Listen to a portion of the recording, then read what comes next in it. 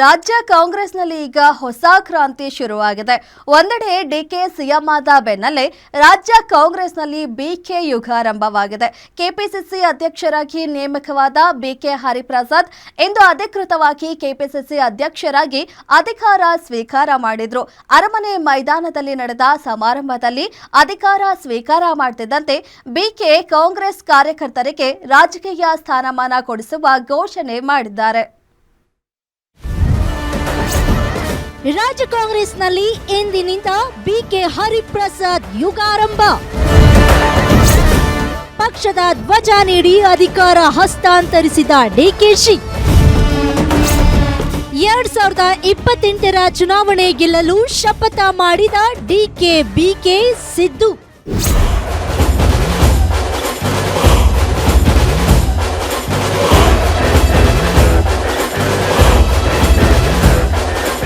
ರಾಜ್ಯ ಕಾಂಗ್ರೆಸ್ನಲ್ಲಿ ಹೊಸ ಕ್ರಾಂತಿ ಶುರುವಾಗಿದೆ.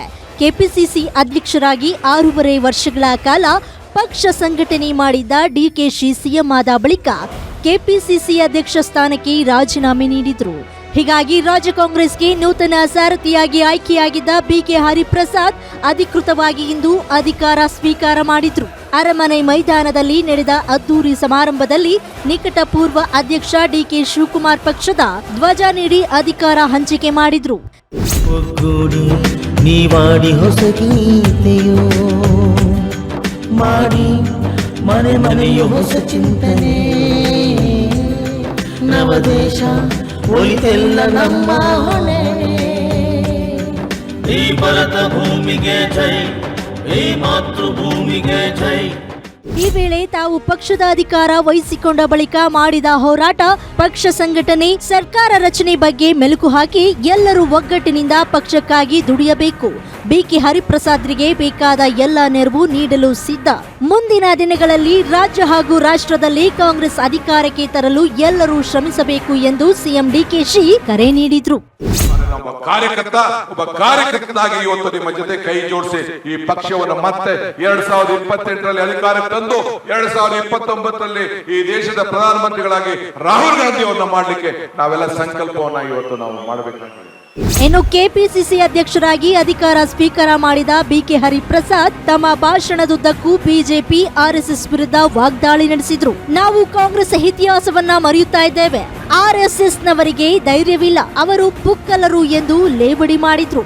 ಅಲ್ಲದೆ ಸಿಎಂ ಸ್ಥಾನದ ಅಧಿಕಾರ ಹಂಚಿಕೆಯಾದ ರೀತಿಯಲ್ಲೇ ನಿಗಮ ಮಂಡಳಿ ಅಧ್ಯಕ್ಷರ ಅಧಿಕಾರ ಹಂಚಿಕೆ ಸಹ ಆಗಬೇಕಾಗಿದೆ. ಪಕ್ಷಕ್ಕಾಗಿ ದುಡಿದ ಕಾರ್ಯಕರ್ತರಿಗೆ ಅಧಿಕಾರ ಹಂಚಿಕೆ ಮಾಡಬೇಕೆಂದು ಬಿಕೆ ಹರಿಪ್ರಸಾದ್ ಕರೆ ನೀಡಿದ್ರು. ಸಾಧನೆ ಮಾಡ್ತೀವೋ ಇಲ್ವೋ ನನಗೆ ಗೊತ್ತಿಲ್ಲ, ಆದ್ರೆ ನಮ್ಮ ಪೂರ್ವಜರು ಏನು ಈ ಒಂದು ಪವಿತ್ರವಾದ ಪಕ್ಷವನ್ನು ನಮ್ಮ ಕೈಗೆ ಜವಾಬ್ದಾರಿ ಕೊಟ್ಟಿದ್ದಾರೆ. ಇದಕ್ಕೆ ಶಕ್ತಿ ಮೀರಿ ಕೆಲಸ ಮಾಡ್ತಕ್ಕಂಥ ಭರವಸೆನ ನಾನು ನಿಮಗೆ ಕೊಡ್ತೇನೆ. ಶಕ್ತಿ ಮೀರಿ ಕೆಲಸ ಮಾಡ್ತೇನೆ. ಮುಂದಿನ ಪೀಳಿಗೆಗೆ ಯಾವ ರೀತಿ ನಮ್ಮ ಪೂರ್ವಜರು ನಮಗೆ ಕಾಂಗ್ರೆಸ್ ಪಕ್ಷವನ್ನು ಕೊಟ್ಟಿದ್ರು ಅದೇ ರೀತಿ ತಮ್ಮ ಕೈಯಲ್ಲಿ ಕೊಟ್ಟು ನಾವು ಸಹ ಮುಂದೆ ಹೋಗ್ತೀವಿ.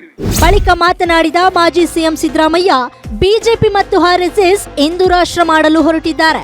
ಆದರೆ ಹಿಂದೂ ರಾಷ್ಟ್ರ ಆಗಲು ಸಾಧ್ಯವಿಲ್ಲ.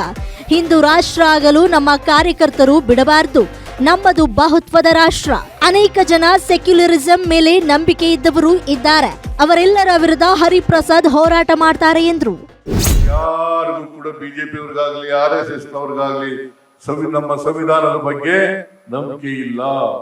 ಸಂವಿಧಾನದ ವಿರೋಧಿಗಳು ಈ ದೇಶದಲ್ಲಿ ಯಾರು ಇದ್ರೆ ಅವರು RSS ನವರು ಮತ್ತು ಬಿಜೆಪಿಯವರು ಅಂತಕ್ಕಂಥದ್ದನ್ನು ನಾವು ಮರೆಯಲಿಕ್ಕೆ ಸಾಧ್ಯ ಇಲ್ಲ. ಅದಕ್ಕೋಸ್ಕರ ಹಿಂದೂ ರಾಷ್ಟ್ರ ಮಾಡ್ಲಿಕ್ಕೆ ಹೊರಟಿದ್ದಾರೆ. ಇದು ಮಾಡ್ಲಿಕ್ಕೆ ಸಾಧ್ಯ ಇಲ್ಲ. ನಮ್ಮ ಕಾರ್ಯಕರ್ತರು ಬಿಡಕೂಡದು. ಒಟ್ನಲ್ಲಿ ಕೆಪಿಸಿಸಿ ಸಾರಥ್ಯ ವಹಿಸಿಕೊಂಡ ಬಿಕೆ ಹರಿಪ್ರಸಾದ್ಗೆ ಕಾಂಗ್ರೆಸ್ನ ಘಟಾನುಘಟಿ ನಾಯಕರು ಅಭಿನಂದನೆ ಸಲ್ಲಿಸಿ ಅಧಿಕಾರ ಸ್ವೀಕಾರ ಸಮಾರಂಭಕ್ಕೆ ಸಾಕ್ಷಿಯಾದರು. ಈ ಸಂಕಲ್ಪ ಸಮಾವೇಶದ ಮೂಲಕ ರಾಜ್ಯ ಕಾಂಗ್ರೆಸ್ ಮತ್ತೊಮ್ಮೆ ರಾಜ್ಯದಲ್ಲಿ 2028ಕ್ಕೆ ಅಧಿಕಾರಕ್ಕೆ ಬರಲು ಮತ್ತು ರಾಹುಲ್ ಗಾಂಧಿಯವರನ್ನ ಪ್ರಧಾನಿ ಮಾಡಲು ಒಂದಾಗಿ ಪಕ್ಷ ಸಂಘಟನೆಯ ಶಪಥ ಮಾಡಿದ್ದು ಸಂಕಲ್ಪ ಸಮಾವೇಶದ ವಿಶೇಷವಾಗಿತ್ತು. ವೀರೇಶ್ ದಾನಿ, political bureau, guarantee news, Bengaluru.